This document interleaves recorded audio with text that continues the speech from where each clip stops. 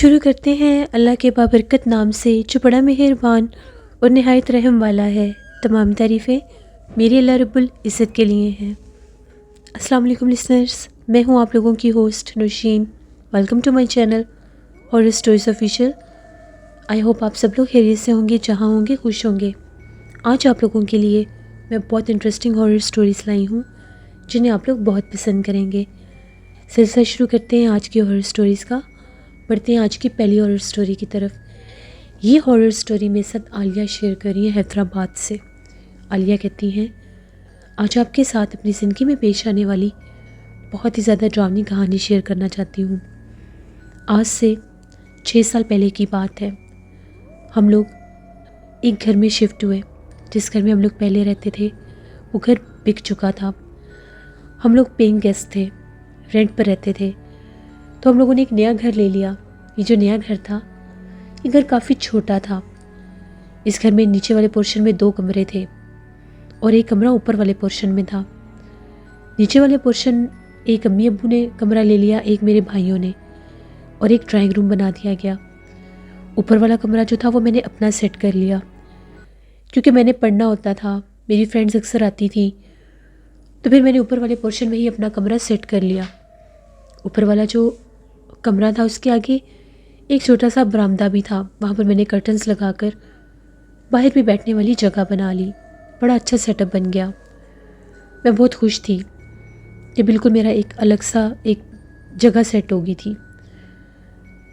ایک دفعہ ایسا ہوا، سردیوں کا موسم تھا، برآمدے کے پردے میں نے ہٹائے ہوئے تھے اور میں باہر صحن میں چارپائی پر بیٹھ کر پڑھ رہی تھی۔ ایک دم سے مجھے ایک آواز سنائی دی۔ آواز ایسی تھی جیسے میرے کمرے میں کوئی چیز گرتی ہے۔ ایک دم سے میری نظر پڑی، مجھے ایسا محسوس ہوا کہ میرے کمرے میں کچھ سفید سا لہرا رہا ہے، جیسے ہوا میں کچھ گول گول گھوم رہا ہے۔ مجھے پہلے سمجھ ہی نہیں آئی کہ یہ کیا گول گول گھوم رہا ہے اندر۔ میں تھوڑی سی اٹھ کر برآمدے میں گئی، میں نے دیکھا ایک پرچھائی سی تھی سفید کلر کی، وہ گول گول گھوم کر کبھی اس دیوار پر جا رہی تھی، کبھی اس دیوار پر۔ میں نے خود اسے دیکھا۔ میں ڈر کے نیچے بھاگی، میں نے امی کو جا کر بتایا کہ میرے کمرے میں مجھے کوئی عجیب سی پرچھائی محسوس ہوئی ہے، وہ گول گول گھوم رہی ہے۔ امی اوپر آئی، امی نے آ کر دیکھا اوپر کچھ بھی نہیں تھا۔ امی نے جب کمرے میں جا کر دیکھا تو میرے بیڈ پر سائڈ ٹیبل پر میری کچھ بکس تھیں، وہ نیچے گری ہوئی تھیں۔ میں نے امی سے یہ کہا کہ کبھی اس دیوار پر میں نے اس کے بیٹھے دیکھا ہے، کبھی اس دیوار پر۔ امی کہتی تم باہر دھوپ میں بیٹھی ہوئی تھی نا، تو اگر دھوپ میں ہم بیٹھے ہوئے ہوں مسلسل اور ہم کسی چھاؤں والی جگہ پر دیکھیں تو ہمیں جھرنے سے محسوس ہوتے ہیں آنکھوں کے آگے، تو ایسا ویسا کچھ بھی نہیں ہے، وہم نہ کرو۔ اس گھر میں آئے ہوئے ہمیں 10-15 دن گزر گئے ہیں، اگر کچھ ہوتا تو ہمیں پہلے دن ہی محسوس ہو جاتا۔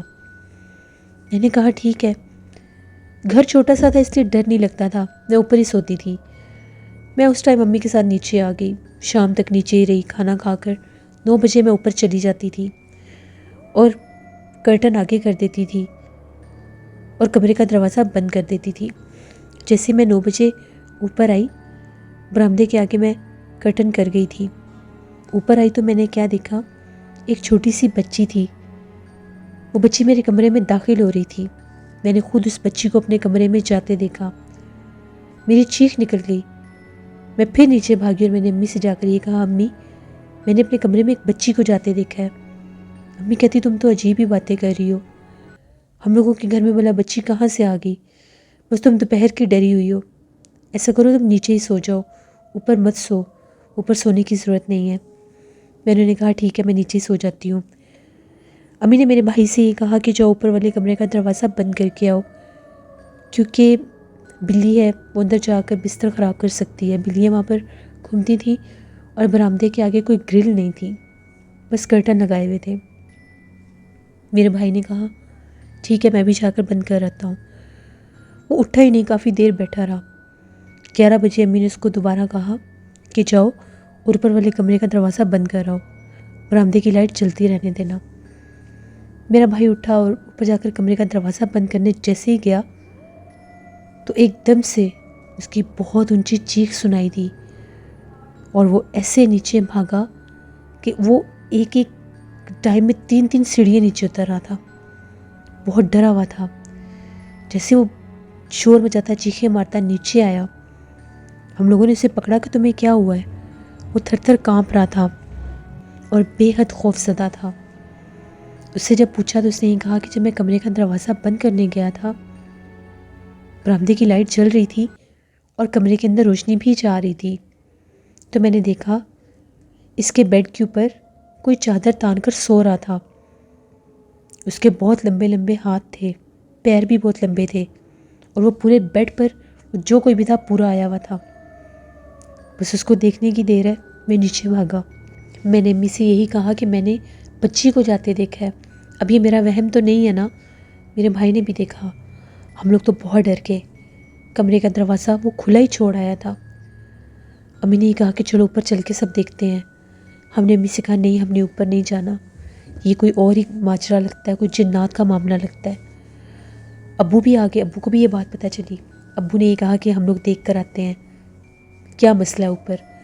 امی اور ابو ہم لوگوں کے لاکھ منع کرنے کے باوجود وہ لوگ اوپر چلے گئے. اوپر جا کر دیکھا برآمدے کی لائٹ آف تھی اور کمرے کی لائٹ جل رہی تھی. ان لوگوں نے برآمدے کی لائٹ جلائی. کمرے میں جا کر دیکھا کہیں کچھ بھی نہیں تھا، لیکن بیڈ کے اوپر ایسی سروٹ پڑی ہوئی تھی جیسے کوئی لیٹتا ہے اور چادر پر سروٹیں آ جاتی ہیں. امی نے چاروں طرف دیکھا، کہیں کچھ نہیں تھا. کمرے کا دروازہ بند کیا، باہر صحن میں بھی جھانک کر دیکھا، کچھ نہیں تھا. وہ لوگ واپس آ گئے اور آ کر یہ کہا کہ سو جاؤ، کچھ بھی نہیں ہے، اللہ پاک بہتر کرے گا. ابو نے یہ کہا کہ میں کسی کو لے کر آؤں گا، کسی بزرگ کو، تو وہ آ کر چیک کر لیں گے، کیونکہ اتنی جلدی ہم لوگ کوئی اور گھر نہیں ڈھونڈ سکتے تھے. اب میں امی کے پاس، امی کے کمرے میں ہی تھی.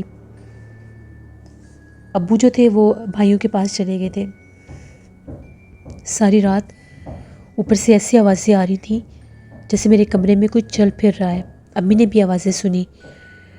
اس کے بہت بھاری قدم تھے. وہ بار بار کوئی چل کر ادھر جا رہا ہے، کوئی ادھر جا رہا ہے. باقاعدہ محسوس ہو رہا تھا. میرے کمرے میں 2 چیئرز بھی میں نے رکھی ہوئی تھیں. ان چیئرز کو جیسے کوئی گھسیٹتا ہے. آپ نیچے پورشن میں بیٹھے ہو تو اوپر کوئی آہٹ ہو تو فیل ہوتی ہے، ویسے ہی جیسے ان چیئرز کو کوئی گھسیٹ رہا تھا.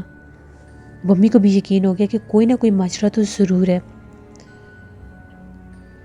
اسی رات کی بات ہے، میرے ابو فجر کی نماز کے لیے مسجد جاتے تھے. ابو کی آنکھ جلدی کھل گئی. جیسے ہی ابو مسجد میں جانے کے لیے صحن میں آئے تو ہم لوگوں نے ابو کی بہت اونچی آواز سنی. ہم لوگ ڈر گئے کہ پتہ نہیں باہر کیا ہوا ہے. ابو اونچی آواز میں جیسے قرآن پاک پڑھتے ہیں ایسے پڑھ رہے تھے، کوئی سورت پڑھ رہے تھے. ہم لوگوں نے فوراً دروازے کھول کر باہر دیکھا تو ابو جو تھے وہ بالکل اوپر والے پورشن کی سیڑھیوں کے آگے کھڑے ہوئے تھے اور اوپر کی طرف دیکھ رہے تھے. ہم لوگوں نے ابو کو پکڑا. ابو ایسے ہوئے تھے جیسے ان کو کوئی سکتہ ہو جاتا ہے، اور وہ ہل بھی نہیں رہے تھے. بالکل ایسے عجیب و غریب طرح سے وہ کھڑے ہوئے تھے. میرے بھائی ان کو ہلا رہے تھے، کھینچ رہے تھے، پر وہ مسلسل اسی طرف دیکھتے ہی جا رہے تھے اور پڑھتے ہی جا رہے تھے. ان کی آنکھیں بالکل جیسے اسٹریٹ ہو جاتی ہیں. ہم لوگ تو ڈر گئے. میرے بھائی نے بہت زور سے ابو کو حق کیا اور پکڑ کر کمرے میں لے کر آیا. تو ایک دم سے جیسے ابو کا سکتہ ٹوٹتا ہے، تو ابو نا ایسے گھبرائے ہوئے انداز میں ہم لوگوں کے منہ کی طرف دیکھنے لگے. ہم لوگوں نے پوچھا ابو آپ کو کیا ہوا ہے؟ فجر کی اذانیں شروع ہو چکی تھیں. ابو کو پانی پلایا. ان کے ہاتھ بہت ٹھنڈے ہو گئے تھے اور چہرہ بالکل پیلا زرد ہو گیا تھا. ہم لوگ ڈر گئے کہ پتہ نہیں ابو کی طبیعت نہ خراب ہو رہی ہو. پھر ان سے پوچھا ابو جی آپ کو کیا ہوا ہے؟ تو ابو نے یہ کہا کہ یہ گھر ہم نے یہاں پر نہیں رہنا، اس گھر کو چھوڑنا پڑے گا. ہم لوگوں نے پوچھا کہ ہوا کیا ہے؟ ابو کہتے جیسے میں فجر کی اذان کے لیے، نماز کے لیے اٹھا ہوں، صحن میں گیا ہوں، تو میں نے اتنی بھیانک ایک عورت کو، وہ آدھی سیڑھیوں میں جھکی ہوئی تھی، ہم لوگوں کے پورشن میں نیچے آ رہی تھی. میں نے جیسے اسے دیکھا ہے تو وہ اچھلتی ہوئی سیڑھیوں میں گئی اور اوپر والی سیڑھی پر جا کر بیٹھ گئی ہے. مجھے نہیں پتا کہ ایک دم سے میں نے قرآن پاک پڑھنا شروع کر دیا. جب میں قرآن پاک پڑھ رہا تھا اس کا چہرہ اور بھیانک ہوتا جا رہا تھا اور وہ کالے رنگ کا دھواں بن کر غائب ہو گئی. وہ بہت زیادہ بھیانک ہے. میں نے اتنی بھیانک مخلوق کبھی نہیں دیکھی. اگر ہم لوگ اس گھر میں رہے تو یہ ہمیں نقصان دے گی. بہتر یہی ہے کہ ہم لوگ یہاں سے چلے جائیں. امی نے کہا اللہ خیر کرے گا، اتنی جلدی ہم لوگ کیسے جائیں گے؟ ابو نے کہا کچھ بھی کریں، جہاں بھی جائیں، یہاں پر نہیں رہنا، مجھے تو ڈر لگ رہا ہے کہ یہ ہمیں نقصان نہ دے دے۔ اسی دن ابو کی تھوڑی طبیعت بھی خراب ہوگی، دوپہر تک وہ گھر پر ہی رہے۔ پھر وہ گئے، ان کے ایک دوست تھے، وہ ایک بزرگ کو جانتے تھے، ان کو لے کر آئے۔ جیسے وہ بزرگ ہمارے گھر آئے، ان کو ساری بات بتائی، ابو نے بھی سارا ماجرا ان کو پہلے بتا دیا تھا۔ اوپر والے پورشن میں گئے، وہ ادھر سے وہ 15-20 منٹ کے بعد نیچے آئے اور انہوں نے آ کر یہ کہا کہ بہتر یہی ہے کہ آپ لوگ یہاں سے چلے جائیں، کیونکہ اس گھر میں جو مخلوق آباد ہے وہ نان مسلم ہے، وہ بڑی سخت مخلوق ہے۔ آپ لوگوں نے یہاں پر نماز روزہ کرنا ہے تو وہ آپ لوگوں کو جانی نقصان دے گی۔ وہ اپنے پوری فیملی کے ساتھ یہاں پر آباد ہے، اس کا سایہ ہے اس جگہ پر، وہ آپ کو یہاں پر رہنے نہیں دے گی۔ امی بھی اکثر کہتی ہیں کہ مجھے بھی وہاں پر سیڑھیوں کے پاس سے ہی کالے رنگ کا سایہ نظر آتا تھا، جیسے کوئی سیڑھیوں کے پاس کھڑا ہوتا ہے، کوئی سیڑھیوں سے اوپر ایک کالے رنگ کی پرچھائی سایہ جاتا ہے، پر مجھے لگتا تھا کہ شاید میرا وہم ہے یہ۔ تو پھر جب ان کا بھی یہ کہنا تھا کہ آپ لوگ یہاں سے چلے جاؤ، تو پھر ہم لوگوں نے یہی مناسب سمجھا کہ ہمیں یہاں پر نہیں رہنا چاہیے، ضد اچھی نہیں ہوتی۔ ابو نے 2 دن بھاگ دوڑ کی، اتنی محنت کی، میرے بھائیوں نے، ابو نے، ان لوگوں کو ایک اور گھر کا پتہ چلا، پھر ہم لوگ اس گھر میں شفٹ ہو گئے۔ ہم لوگوں نے بالکل بھی پیسے کا نہیں سوچا کہ ہم لوگ ابھی آئے ہیں، ابھی ہم لوگ جا رہے ہیں۔ ہم لوگوں نے رینٹ بھی چھوڑ دیا، سارے پیسے بھی جتنے اس نے واپس دیے ہم نے لے لیے، لیکن ہم لوگ نئی جگہ پر شفٹ ہو گئے۔ وہ گھر اتنا پرسرار ہو سکتا ہے ہم سوچ بھی نہیں سکتے تھے، وہاں پر اس مخلوق کا ایسا سایہ تھا کہ وہاں پر رہنے کے بارے میں کوئی سوچ بھی نہیں سکتا۔ یہ ہم لوگوں کی زندگی کی ایک کہانی تھی جو میں نے آپ کے ساتھ شیئر کی۔ بہت شکریہ عالیہ آپ کا۔ جیسے یہ تھی آج کی ایک ہارر سٹوری۔ اپنا فیڈ بیک مجھے ضرور دیں آپ لوگوں کو کیسی لگی۔ آپ لوگ بھی اپنی ہارر سٹوریز شیئر کر سکتے ہیں ڈسکرپشن باکس میں دیے گئے ای میل آئی ڈی nushin57@gmail.com پر۔ اس کے علاوہ آپ لوگ مجھے کمنٹ باکس میں بھی سٹوری شیئر کر سکتے ہیں۔ انشاءاللہ کل آپ لوگوں کے ساتھ پھر ملاقات ہوگی کسی نئی خوفناک کہانی میں۔ جہاں رہیں خوش رہیں۔ Thank you for watching, stay blessed, اللہ نگہبان۔